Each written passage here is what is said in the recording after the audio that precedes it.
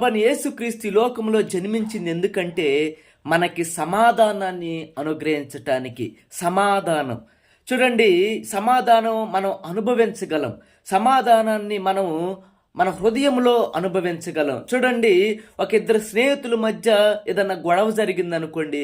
గొడవ జరిగిన తర్వాత ఇద్దరు హృదయంలో ఒక వేదన, ఒక బాధ ఉంటుంది. అయ్యో, నేను ఎందుకు ఇలా మాట్లాడాను, అయ్యో ఎందుకు ఇలా ప్రవర్తించాను, ఎందుకు ఈ తప్పు చేశానని ఒక గిల్టీ ఫీలింగ్ ఉంటుంది ఇద్దరికి. చూడండి, వారికి సమాధానం లేదు. చూడండి, ఇద్దరు మాట్లాడుకోవటానికి ఇష్టపడరు, ఇద్దరు కలుసుకోవటానికి ఇష్టపడరు, ఇద్దరు చూచుకోవటానికి ఇష్టపడరు. చూడండి, ఇటువంటి సందర్భాల్లో యేసు వైపు తిరిగి, యేసయ్యా నేను తప్పు చేశానయ్యా, నన్ను క్షమించయ్యా అని మనం అడిగినప్పుడు ఇద్దరికి సమాధానం పడటానికి, ఇద్దరు క్షమించుకోవటానికి, ఇద్దరు మాట్లాడుకోవటానికి దేవుడు సహాయమును అనుగ్రహిస్తాడు.